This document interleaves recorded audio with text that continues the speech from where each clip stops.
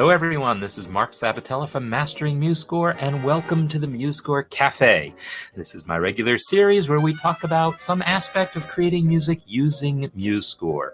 And we'll explore different aspects of the program, different features, and I usually have a particular theme we talk about. And today we're going to be talking about entering SATB music, four-voice SATB music like soprano, alto, tenor, bass, whether you're writing actual choral arrangements or for the purpose of this session, we're going to be a little more focused on theory exercises because we're going to be doing these sorts of things in the context of the harmony and chord progressions course. And I want to make sure that people know what they need to know about creating these four-voice arrangements using MuseScore and how to use the multiple voice features and so forth and other things that maybe come up in that context. So that is the idea here. This is what we're going to be talking about. And what I'm going to do is actually get started with the exercise, the project that I've assigned for SATB, and kind of work it out a little bit myself and talk through the process. Okay, so I will also, welcome questions that relate to this topic. If they're not related to the topic, I might get to them if I can, if they're real easy. But mostly, I want to try to stay focused on what we're doing here. So this is the piece that we are working on as our project. It's called Abide With Me. And I guess I can just let MuseScore.com play it here. If I hit the play button, it will play. Will it? Come on, play you. Maybe I'll try refreshing the screen. Play.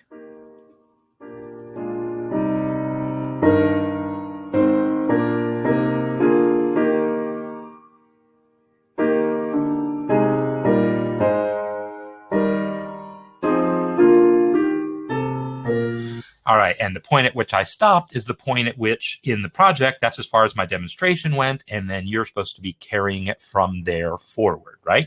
So what I'm going to do is I'm going to kind of start from the beginning. Rather than just continue where I left off, I'm going to make sure that we can start from the beginning in creating our own.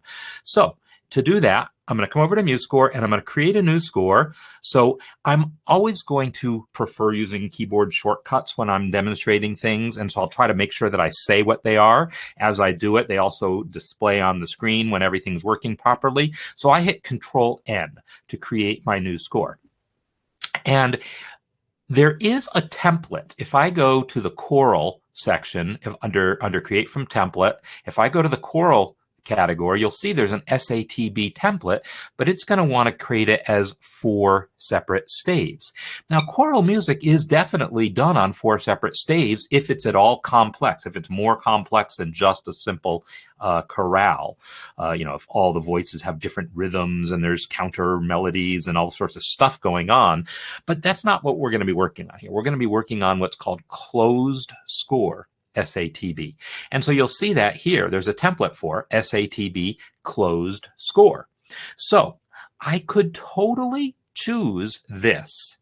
I'm frankly debating whether I want to choose this because I know if I choose this, it's going to use vocal sounds and I'm not really going to want to hear vocal sounds for the purpose of this.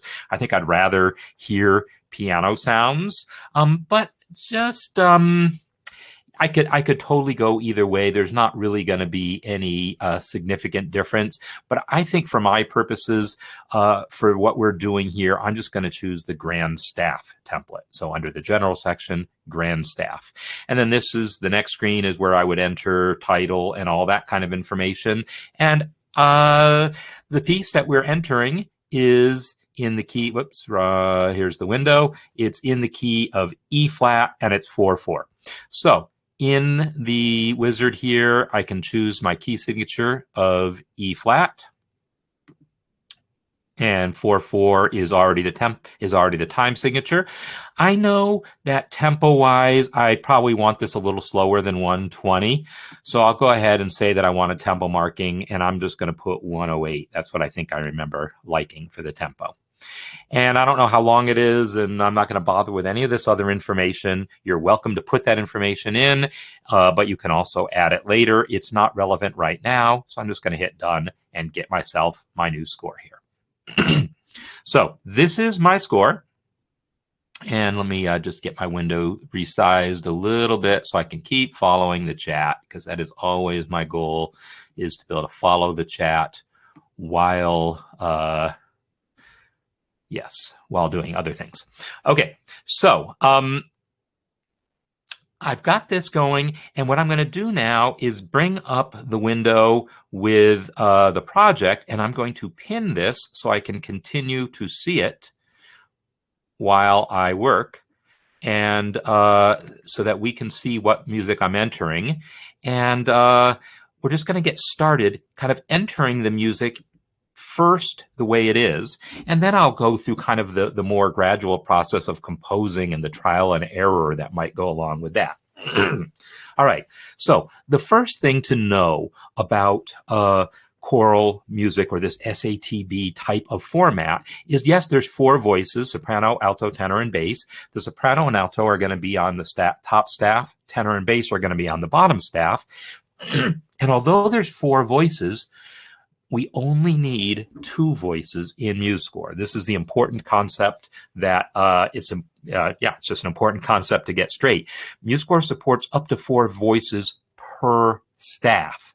We're almost never going to need more than 2 when doing this kind of music. In solo piano music or guitar music, yeah, there's times when we might need a 3rd and 4th voice. But per staff, we're only going to need 2 voices, right? Soprano and alto on the top, tenor and bass on the bottom. So that's all I'm going to need here. So what I'm going to do, excuse me. Oh, that's too bad about the fall foliage. Yeah, that was always something I looked forward to when I lived in Connecticut. So yeah, hopefully it's still okay.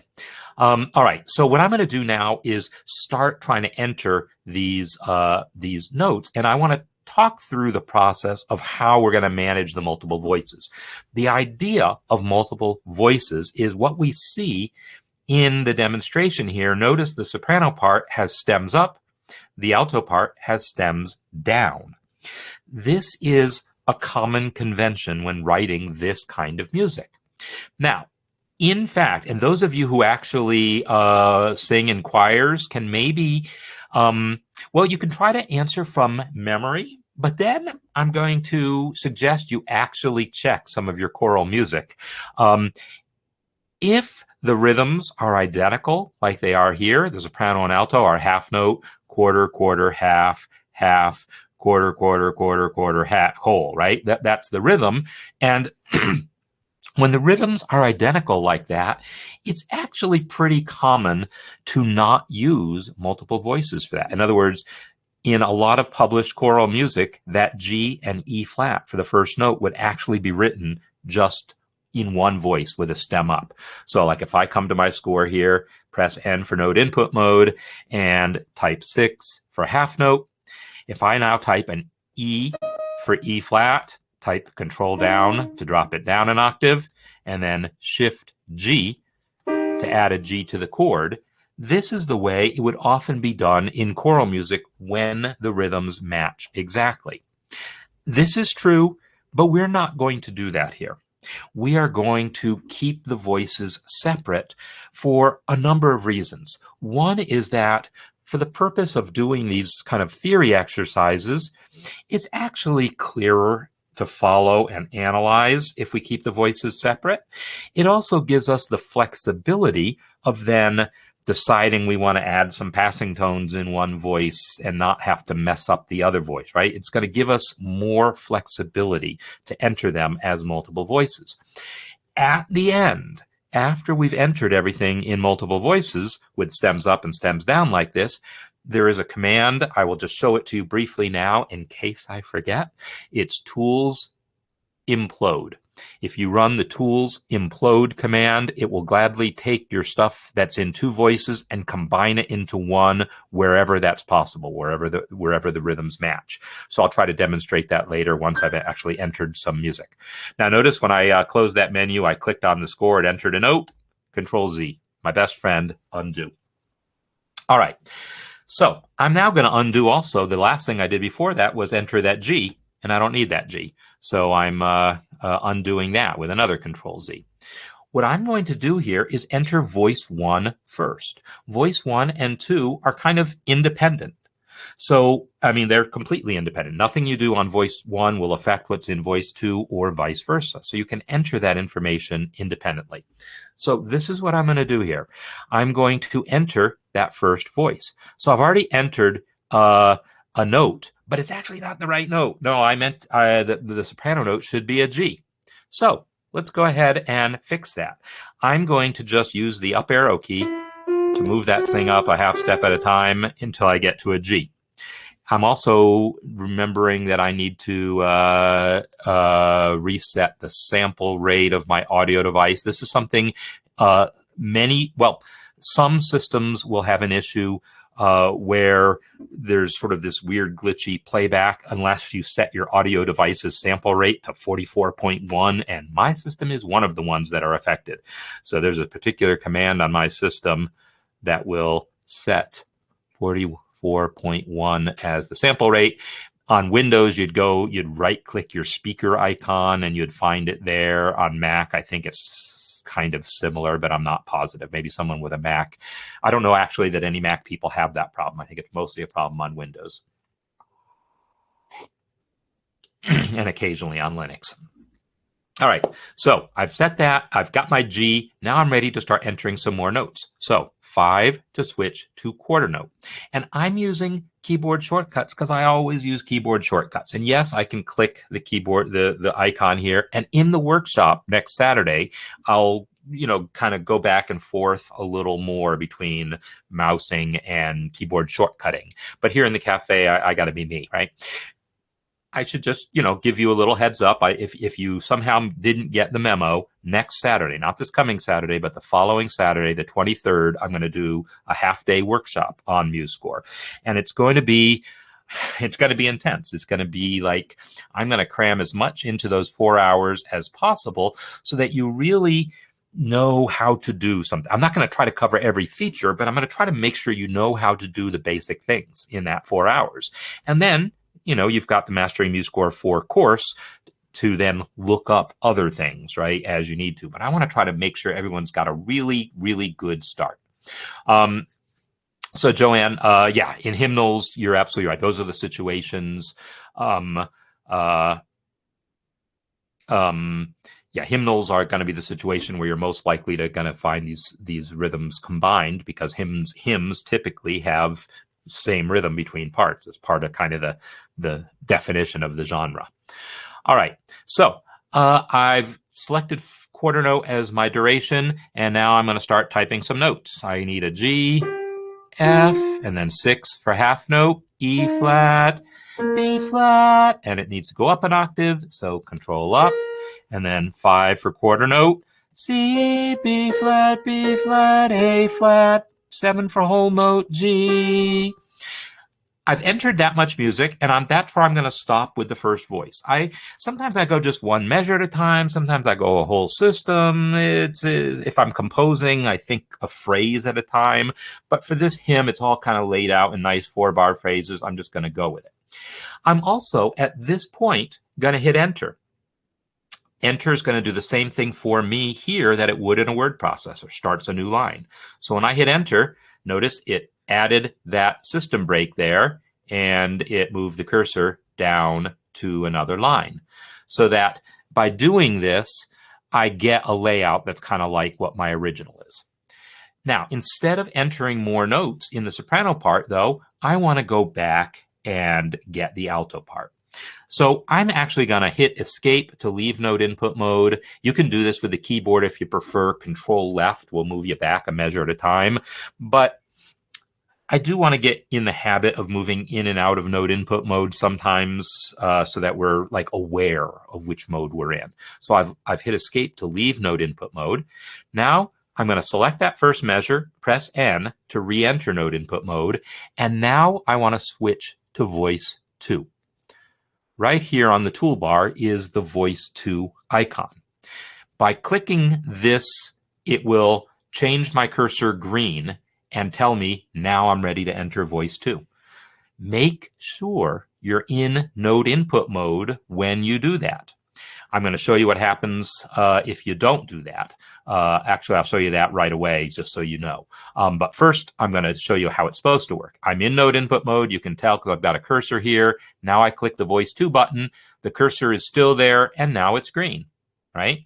And now I can type 6 for half note, E, and there's my voice 2 E flat, wrong octave, so control down, right? So I entered that E flat, and everything was hunky-dory. I now have an alto note.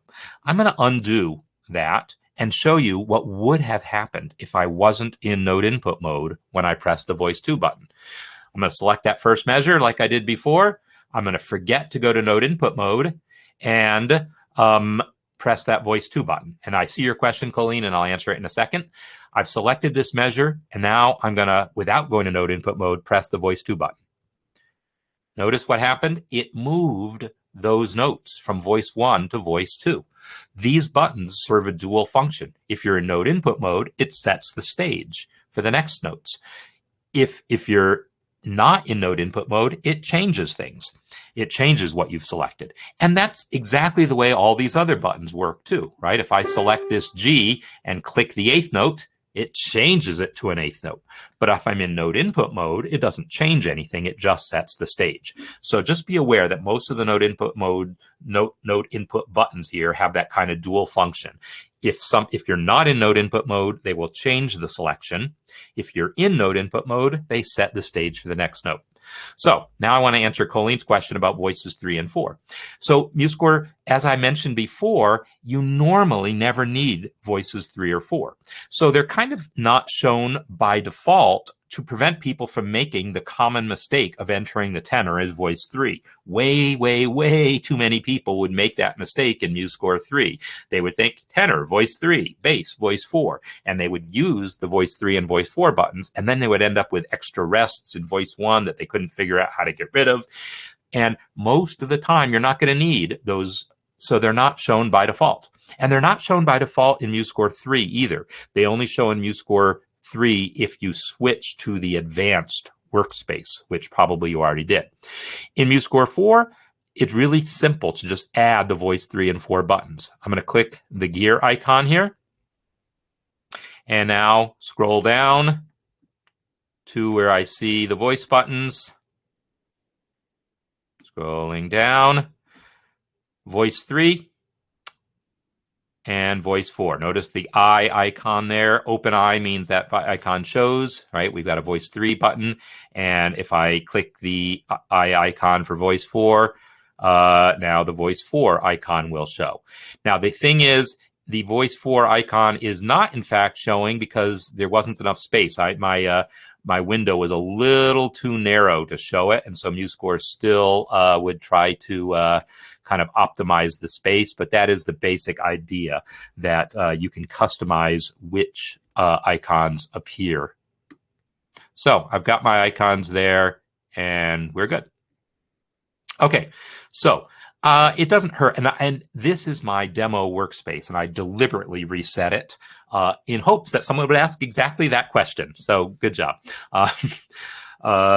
So I deliberately reset, got rid of those icons, but my own personal workspace, I usually have those icons present. All right, I'm now going to come back to that first measure, go to node input mode, and this time, instead of clicking the icon for voice 2, I'm going to use the keyboard shortcut. You know, everyone knows here, I use keyboard shortcuts a lot. This is one that maybe you might think of as hard to remember if you don't use it a lot, but it is what it is. It's Control-Alt number. So if I want to switch to voice 2, Control-Alt-2. switches me to voice 2, which you can tell because now the cursor is green. I don't know how well that comes across in the video, but the cursor is now green and we are in voice 2. Because I can also switch to voice 3, Control-Alt-3, and now I've got a kind of pink cursor, or Control-Alt-4, now I've got a purple cursor. So I didn't need to add the voice 3 or 4 buttons just to be able to access voices 3 and 4. If you know the keyboard shortcuts, you don't need the buttons on your toolbar at all. But Control-Alt-2 will move me back to voice 2, and now I can start entering those notes again. So 6 for the half note, E to enter the E flat, Control down to get it down where an alto wants to sing it, and now 5 for the quarter note, D, D, and then watch what happens when I type 6 for the, I'm going to type 6 for the half note and type an E. Watch what happens here. Notice I now have that E flat with 2 stems, and that is correct. That is exactly how you show situations like this where the soprano and alto have the same note. It'll be one note with a stem up and a stem down. The other thing to watch is what happens now. The alto is going to sing another E flat.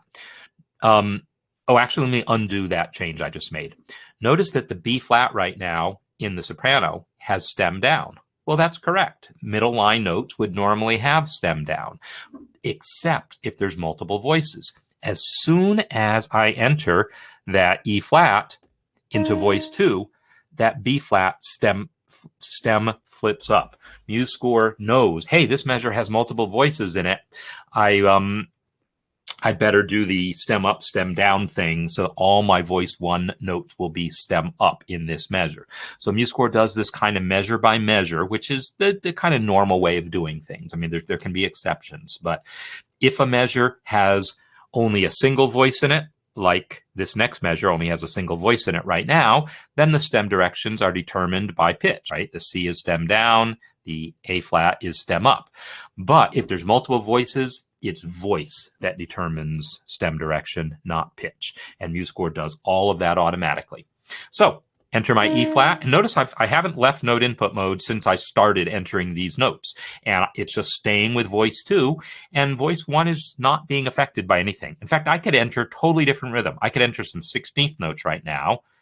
And notice I've entered those 16th notes into voice 2.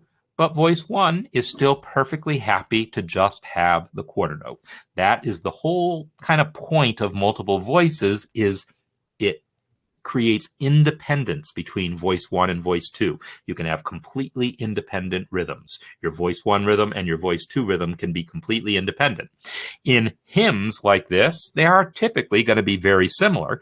But when we get to the next system, we'll see there's places where like 3 voices have a half note, but one of them has quarter notes. That kind of thing does happen in hymns. There'll be one voice that has a passing tone somewhere.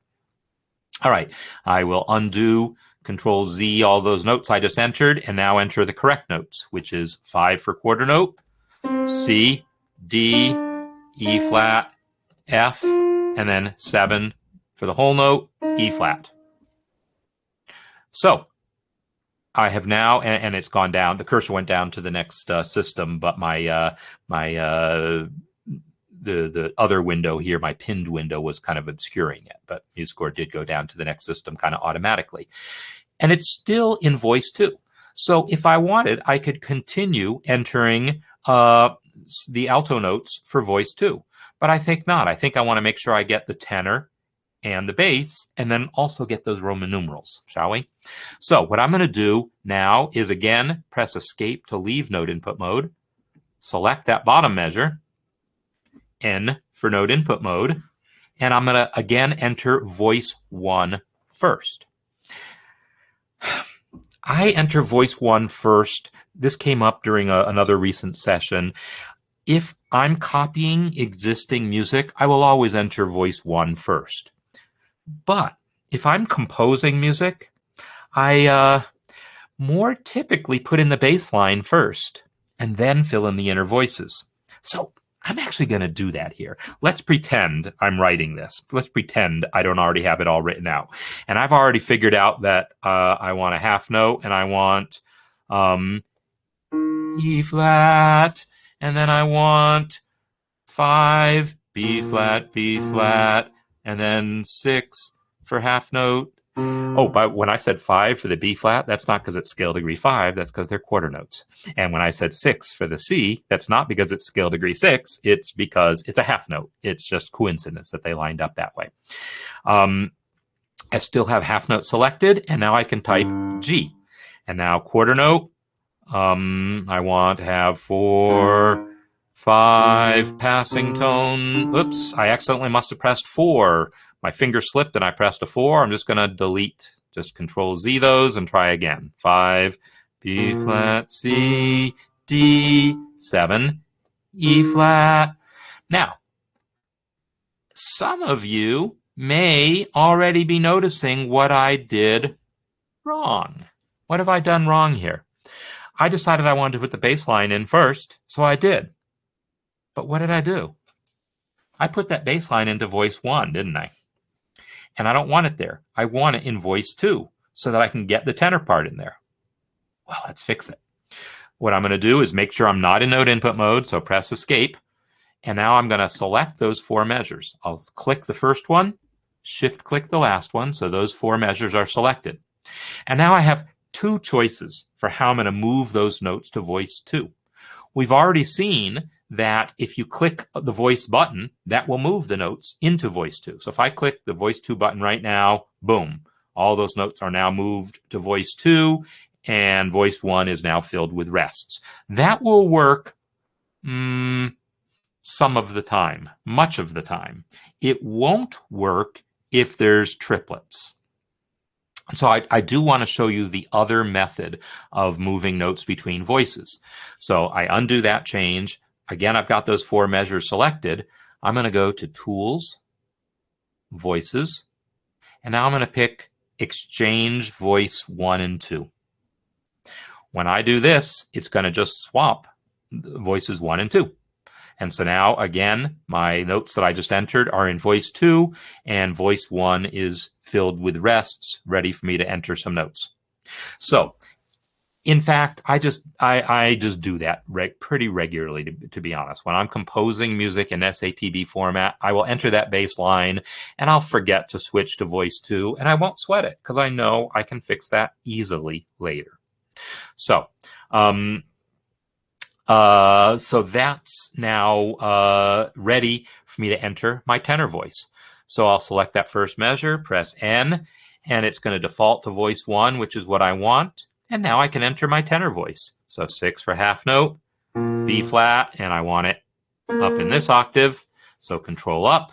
And now I'm going to move the display a little bit out of the way here so I can still see my notes even when the keyboard shortcuts appear on screen. 5 for quarter note. Oops, get the focus back in the right window. 5 for quarter note. B flat, A flat. 6 for half note. G, E flat. 5 for quarter note. E flat, B flat. Up an octave, B flat, 7, B flat. So I just entered those first 4 measures, 1 voice at a time, which is typically how we do things. That's definitely what we normally do. We enter a few measures at a time, 1 voice at a time. So let me make sure I didn't actually miss any other questions or anything that came up in here. I know I saw just general introductions and discussion of the rain and so forth, and snow. Cool. So, if people have questions about what I'm doing, by all means, feel free to be asking these. But, I want to cover some additional things about the process of doing these sorts of things. So we've looked at how to just basically enter the notes, right? I'm going to do the next measure just so we can see, what happens when I've got different rhythms. In fact, am I going to do that? No, I'm not going to do that. I'll tell you what I'm going to do. I want to get those Roman numerals in there. I feel like I want those Roman numerals in there. So I'm going to do that. This isn't part of multiple voice writing, but it is part of this idea of doing these exercises that we probably want the Roman numerals in. So I'm going to tell you, I'm going to, well, first press escape to leave note input mode. And now I want to enter these Roman numerals. And because I've got multiple voices in here, there's a slight conundrum. It's not really a conundrum, but it's something I'll talk about in a second, but I want to address Stephen's observation. Yes, you're absolutely right, Stephen. Great observation. The exchange voices command will basically fill voice 1 with simple rests because voice 2 was previously empty, and so it'll just use those measure rests. The move to voice 2 command will replace every existing note with a rest. So you end up with this weird combination of half rests and quarter notes. It's not a quarter rest. It's not really going to matter because we're just going to fill them with notes anyhow. But in general, that's kind of a slight advantage of the exchange command, because any measures you wanted to leave empty should have a measure rest, and that will give it to you. Oh, Colleen, would this be tons faster if I wasn't explaining? Oh, yeah, absolutely. In fact, how about if I just do that? I'm going to really quickly enter the next system, all right? I'm going to not say a word. I'm just going to enter.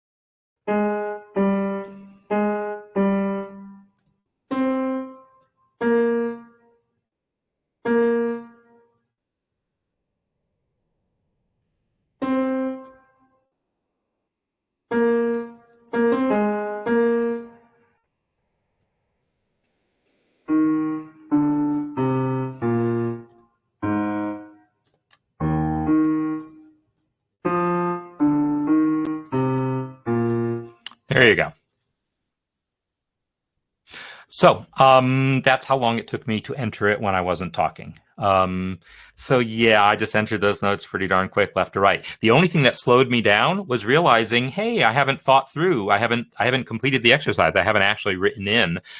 So I just sort of guessed. I just did a quick call on what notes I wanted, and I can see right now I added some parallel octaves here. That ain't so cool, but I will, I'll fix that in a little bit.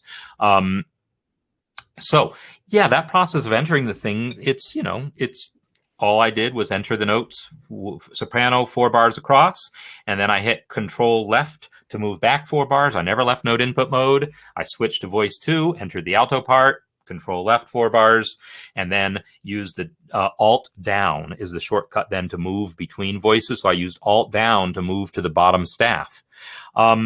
So yes, you're right. I did not put the RNA in yet because I decided to take that as a challenge. How fast could I do this? If I wasn't talking. And now I'll go back and get the RNA, which is Roman numeral analysis. That's what I'm about to do.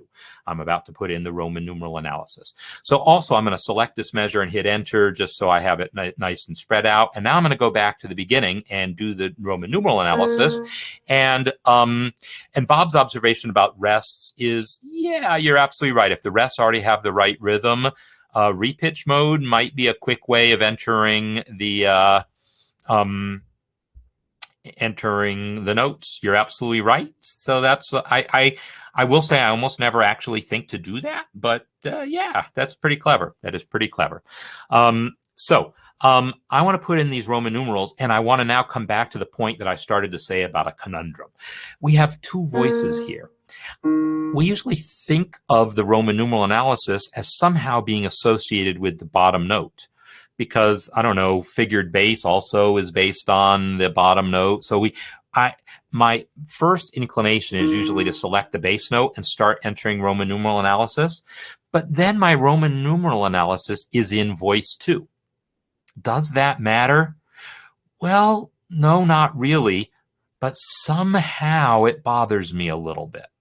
I can't put my finger on why, but I'm going to enter my Roman numeral analysis into voice 1 just because somehow it seems better. I for some reason the idea of putting text into other voices when not necessary just bothers me slightly.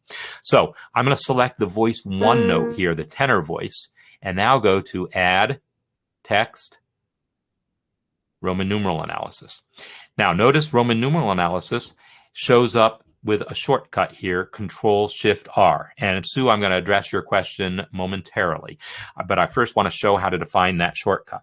So if I just pick Roman numeral analysis here from the Add Text menu, I can now type my analysis, 1, and then I'm going to use space will move to the next note or the next beat. So I press space, space, and now 5, 7, space, space, 6, space, space, 1, 6, and notice it's kind of formatting things as I go. All right, I'm going to hit Escape and now do a couple of things, including answer Sue's question. In fact, I'm going to answer Sue's question first. The big difference between figured bass and Roman numeral analysis is that figured bass doesn't have the Roman numerals. The figured bass for this exact same passage would only have the numbers, the Arabic numbers. It would have nothing for that first chord because in figured bass, we assume triads. So if you see a bass note and you don't see anything below it, then we're like, oh, it's an E flat triad. If I see that B flat with no numbers below it, then I'm like, oh, it's a B flat triad. But we would just write the 7 there. So in fact, I'm going to just delete all that. Let me show you how to do that real quick. I'm going to click the first one, shift click the last one, and press delete, and now they all go. Now I'm going to enter figured bass and show you what that's like. So figured bass has a shortcut Control-G, and I don't need to enter anything for that first chord, but you can, if you want, enter a 5. And then it's going to work the same way. Space is going to move to the next, actually space won't move to the next beat, just to the next note. There's other shortcuts for figured bass. And then I'll enter a 7 here, and then nothing for the C because it's just a triad, or I could put a 5, but I'm going to put nothing this time. And then over here, just the 6. So figured bass is a system that you don't label the chord, you just label intervals above the bass note. So figured bass shows the bass and then these numbers. In Roman numeral analysis, the Roman numeral analysis is designed to stand alone, right? We wouldn't need to see that bass line at all. We could just see an empty sheet of paper with nothing but the Roman numerals on it, and then we would know what was going on harmonically. But figured bass, that 7 means nothing if we don't see the B flat also. Figured bass depends on having the actual bass part. Roman numeral analysis doesn't because it's got the Roman numeral to tell us the root of the chord. So that's the nutshell difference. And figured bass is so when Stephen says figured bass is performers, I'm going to put a different spin on this. Figured bass is for Renaissance and Baroque specialist performers. There are very few musicians today who can read and perform from figured bass other than specialists in Renaissance and Baroque music. Most people are not really capable of, they haven't gotten the training that would be required to actually perform from figured bass. But back in the 1600s, absolutely. Harpsichordists absolutely would read from figured bass. Today, we use Roman numeral analysis to do our analysis, but then we can also play from it. It's more common that we play from chord symbols, but we can certainly play from the Roman numerals also. All right, I'm now going to delete those figured bass. Again, click one, shift click the other, and hit delete. What I want to do next is show you about that shortcut for Roman numeral analysis, because I mentioned that there isn't one by default, but I had defined one. And that's something I want you all to know about, how to define your own custom shortcuts. And in particular, if you're going to be doing the harmony course, you're probably going to use Roman numeral analysis enough that you're going to want this. I'm going to go to Edit, and then Preferences. And in that dialog, if I then click where it says Shortcuts, and then in the search box type Roman, you'll see Add Text, Roman numeral analysis. That is the command I need a shortcut for, and I've already defined one, Control-Shift-R. But if I click the Define button here, I could then change it. If I want it to be Control-Alt-R instead, I can make it Control-Alt-R and then hit Save. I sometimes actually I go back and forth on whether I'd rather have it that way, I guess. So yeah, that's how you and then when I hit save, it'll save that shortcut, and then you would hit OK. And Michael is Michael, I think you are the first person who introduced me to the idea of Nashville numbers. I think I had heard of it and never seen it until you showed me once. And I know you've got your own kind of unique take on it also. At least I think you do. I think that's what you told me, that your take was a little unusual. But Nashville numbers are basically another system that just uses, it's like Roman numerals, but instead of Roman numerals, you just use regular numbers, Arabic numerals. All right, so what I'm going to do is go back and quickly enter that. Oh, I want to remember to do it in voice 1 again. So Control-Shift-R is now my shortcut to quickly get that cursor there, so I don't have to go to the menu. And I type 1, space, space, and then 5, 7, space, space, 6, space, space, 1, 6, space, space, 4, space, 5, space. This chord here, for reasons that I describe in the lesson, I put in parentheses because to my mind, it's not really a chord. It's some passing notes, but I still notated it that way in parentheses. And then 5, 6, 5, and then 1. So I've got these Roman numerals in here, but notice they're not aligned. Well, in my newsletter last week, I showed you I posted a video that shows you how to align chord symbols automatically. The same applies to Roman numeral analysis. So when I go to Format, Style, and then scroll down to, and again, it's a little hard to see with that pinned window here, but chord symbols, and then I want to change that thing where it says maximum shift above and maximum shift below. I want to set them to 3. I like 3. Not that I always like 3, but it's a good value. 2, 3, 4, somewhere in that vicinity will tell MuseScore, go ahead and align those things as long as you don't have to try too hard. Like if one note is just way, way, way out of alignment, it's not going to move everything just to match the one thing that's way out of whack. But this says, yeah, go ahead and move things. If you can align them without moving more than 3, do it. So I've done that now, and I want to get at my OK button. So is anyone else having problems with the feed, or is it just Stephen? Because that would be good for me to know. My other window here looks fine, so it could just be that, Stephen, you need to refresh, but someone else can confirm that. So someone can suggest to Stephen, please. Actually, I'm just going to put that in here. Try refreshing your screen or closing window and coming back. That's always the ace in the hole thing to try. All right, so that's good to know that you hear me, Stephen. All right, cool. All right, so I've got that stuff in there now, and realistically, I've now shown you most of the things that I knew I needed to show you. We entered notes, and by the way, I've done the thing that I've done the thing that I always get on other people's case about. I've worked this long and I haven't saved this dang thing once. And I do that when I'm doing demonstrations. I don't typically do that in real life. I also have a piece of something on my keyboard that's bugging me here, but I guess I'll worry about that later. All right, so I'm going to save this thing now. And I will just call it Mark, because I'm already in the folder I want to be in. What the heck? Oh, I'm saving a web page. I don't want to save the web page. I want to be in MuseScore when I hit Control-S. There we go.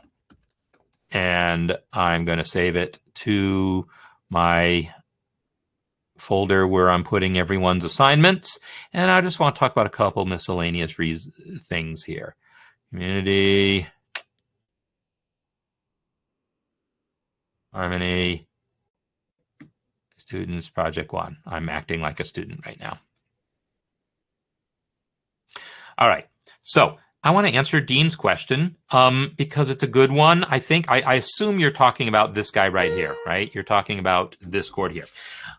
Even though I don't have my screen share on, I'm gonna, I mean, I have my screen share, but you can't see my keys. That's okay. I think you can still tell what I'm going to be doing here. Actually, can I just, let me do something here. I'm going to turn on MuseScore's thing.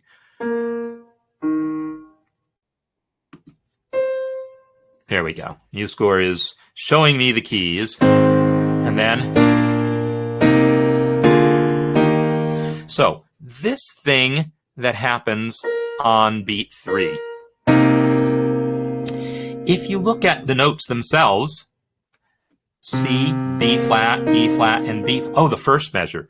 Oh, okay. Well, let me talk about this first, just because it's my jam, and then I'll come back to the first measure D. So I talked about this as it kind of looks like a C minor 7 chord. I see a root, a 7th, and a 3rd, no 5th, but whatever. So I could look at that and say, hey, that's a C minor 7 chord. That's a 6 chord. But realistically, we are going from a B flat chord to a B flat chord in first inversion, and these are just passing tones. That's how I'm looking at it. They are passing tones. And so, and that's just a common little figure. It's a real common figure in 4-part writing, and it sort of becomes a real gospel cliche also.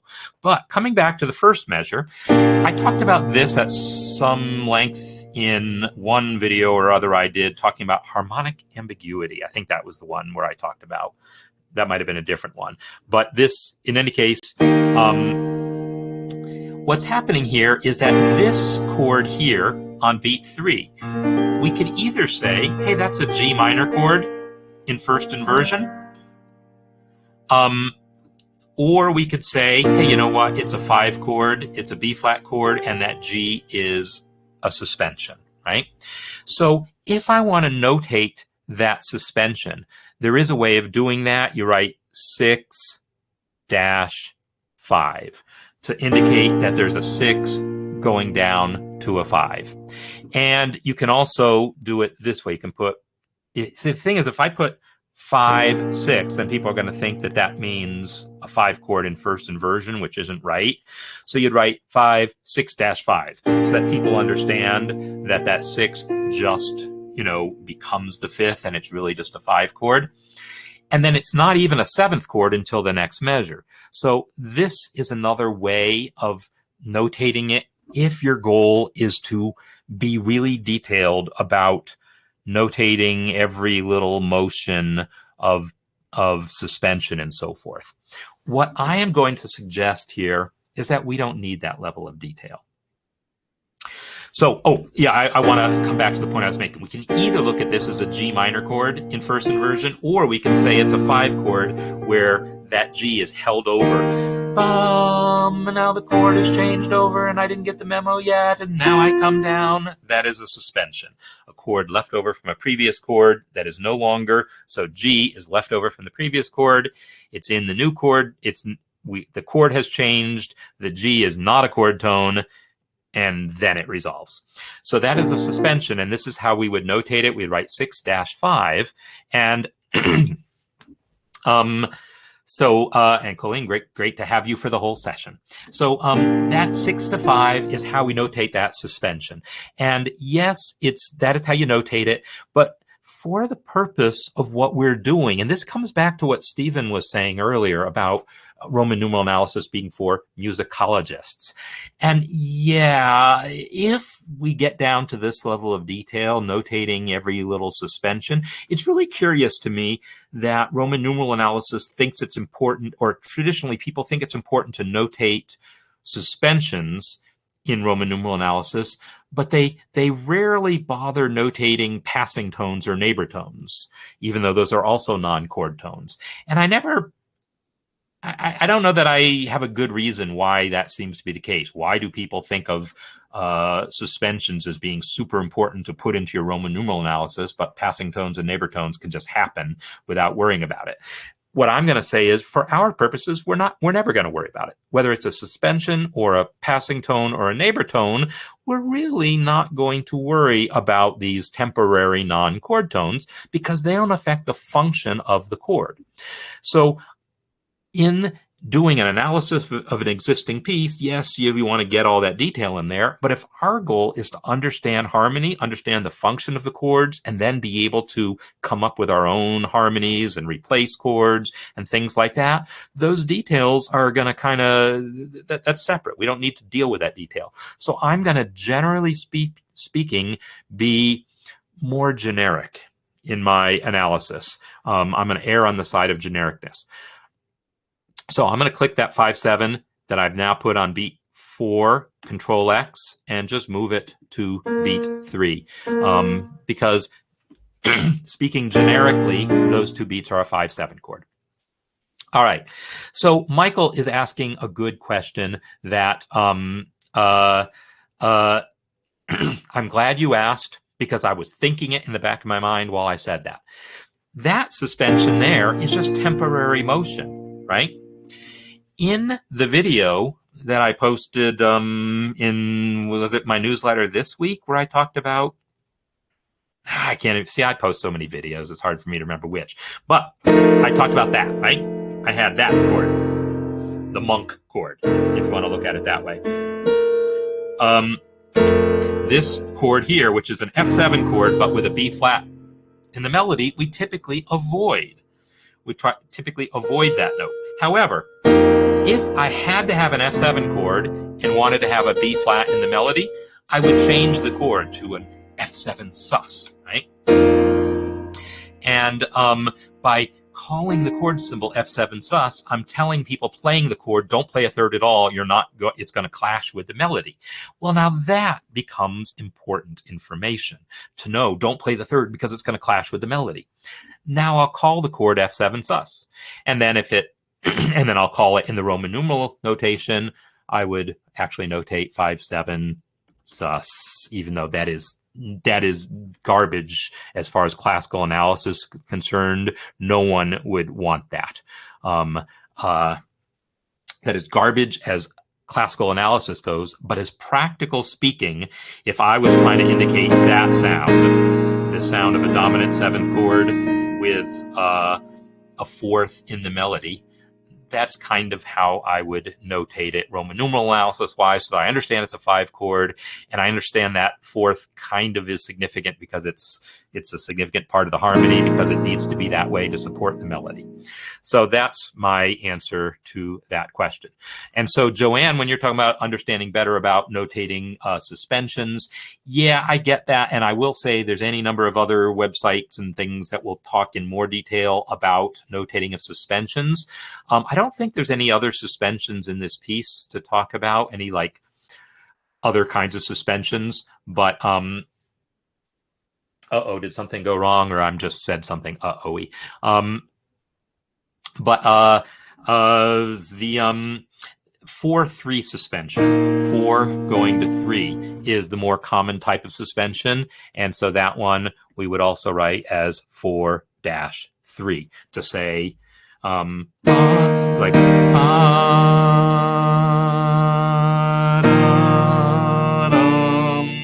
that would be 4-3 if that's what was happening.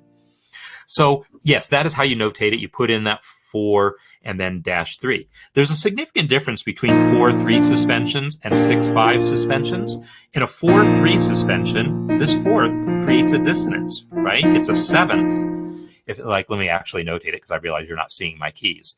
If this guy had been an F, and this guy had been, let me just move this up to a B flat. If this guy had been an E flat, if that had been this sound here, that 4th E flat is dissonant against the F.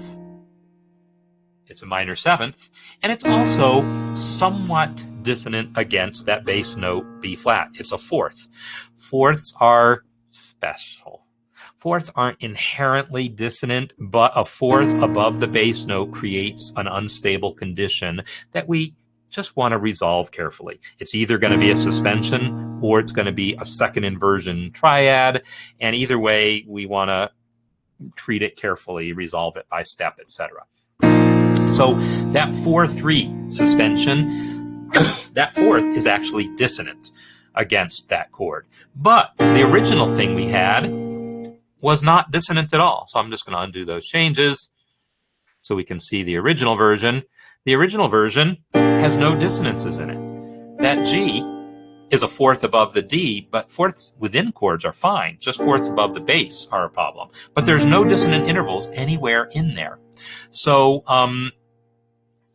that's not dissonant. And so sometimes that's called a consonant suspension when that happens. And consonant suspensions are even less important to notate because if there's no dissonance, So getting back to Dean's question and the other question about, well, when is it worth notating that and when is it not? I would say that 6-5 is almost never going to be worthwhile because there's no dissonance in there. So it's just not really going to be worth our time to notate, even though in some contexts, yes, if you want to get real detailed about your analysis, you can do it. So anyhow, that's some theory for you, and we're going to talk more about theory tomorrow. What I want to do is make sure that I've talked about the stuff that we need. Could someone, because I'm worried about Michael's, okay, good. I just wanted to make sure that I wasn't frozen, and that's why Michael was saying so I'm going to just delete that 6-5 and just leave it as 5. Before I get to your question, Sue, I do want to do the thing that I mentioned about showing tools implode, just so you can see if you know your passage is all identical rhythms like this and you just want to combine them. In fact, I can even do it across all 8 bars, select them all, and then I can go to Tools, Implode. And watch what happens. See how right now the stems are up and down as appropriate?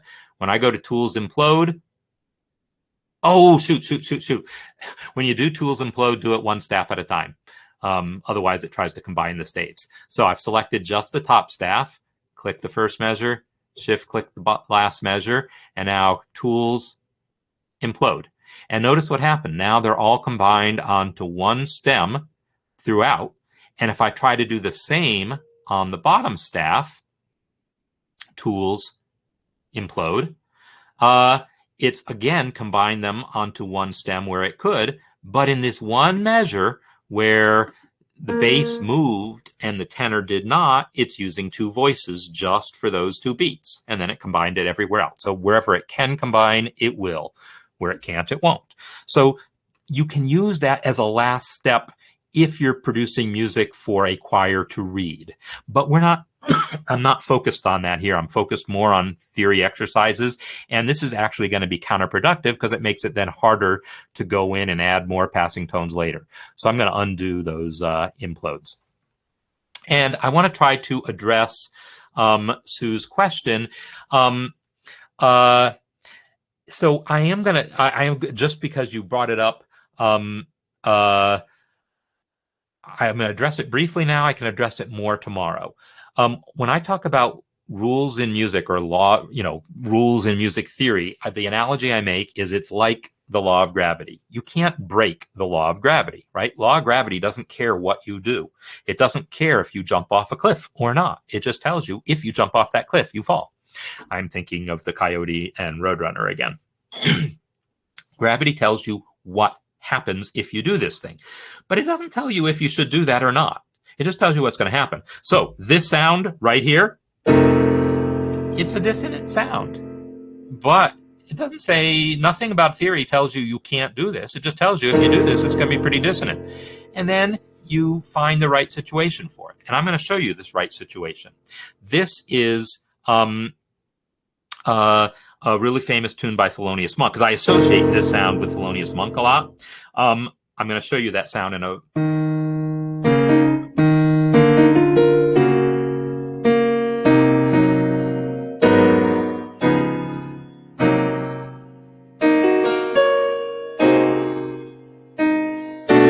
longest song in ever.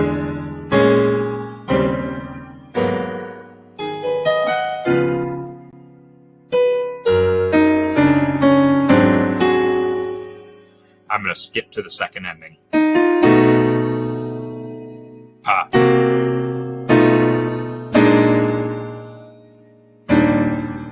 So that sound there, this is that same sound. It's a dominant seventh chord, but with a fourth in the melody. In that context of everything that's just happened, and within the context of Monk's music in general, it's yes, it's dissonant, but is it out of character with the rest of the piece? I would say not. It's actually, that's exactly how Monk voices it, and it just sounds good. So yeah, the rules that tell you, well, you're not supposed to have the third and the fourth in there, never think of it as what you should or shouldn't do. Think of it, well, should, if you want to sound like Mozart, don't put the third and fourth in the same chord at the same time if you want to sound like Mozart. But if you want to sound like Monk, maybe do it. But it doesn't mean every time you put a third and a fourth in the same chord, it's going to sound like Monk. You still need to understand the conventions within which Monk is operating. So anyhow, that's that. And Colleen, yes, and I can actually quickly just show you how to do that since you're asking so nicely. I'm going to go here, enter one grace note by pressing slash. If I want another grace note on top of it, so I just entered a B flat, Shift D. Same as building a chord anywhere else. Shift plus letter name builds a chord, whether it's grace notes or not. All right. By the way, this piece right here is by a guy named William Monk, and Thelonious Monk actually covered this piece on one of his albums. That he did just a plain, not even a jazzified version. They just did a straight up horn arrangement of this piece, everyone just playing their parts. So that said, let's come back and play out some music. Oops, not that one. How about I do it with the actual MuseScore theme music? There we go. So, thanks everyone for being here. Thanks for all the questions and comments. And yeah, so hopefully you find this useful as you go ahead and do your own exercises and try to do your own music, completing these SATB exercises, or just doing choral music in general. And tomorrow we'll be back talking more about that piece, Abide With Me, and talking about your own attempts at filling in the inner voices and whatever other things, some of the melodies that people have created. We'll talk about all the music, as much of your work as possible is what we'll talk about. So again, I want to talk, since Colleen also brought up the 23rd. The 23rd is a week from this coming Saturday. So a week and a half from now will be a workshop. It's going to be 9 to 1 my time, which is 11 to 3 Eastern time. I always find Eastern time, that seems to be the bias of the world. It's the easiest thing for many people to base your own local time on. If I tell you it's 11 to 3 Eastern time, then you can do the math and figure out what time that is for you. But that's going to be the session. It's going to be a 4-hour session, and it's going to be divided up into little sections where I talk about different topics. There'll be room for questions, exercises, and so forth. It's going to be a really fun-filled session with a lot of learning, and all you got to do is make sure you're enrolled in the Mastering MuseScore 4 course. If you're in the Harmony course, that means you're a gold level member. That means you're already in, right? So, but if not, sign up for the Mastering MuseScore 4 course, and then I will see you in the workshop. And yes, it will be recorded, so if you can't make it live, it'll be available anytime afterwards as well. So that's the story. Make sure you're in the Mastering MuseScore 4 course, and then you will be able to participate in the workshop. All right, everyone, I will see you next time. See you tomorrow for Masterclass. See you next week for Cafe, etc. Tuesday office hours. See you later. Goodbye. Have a great week.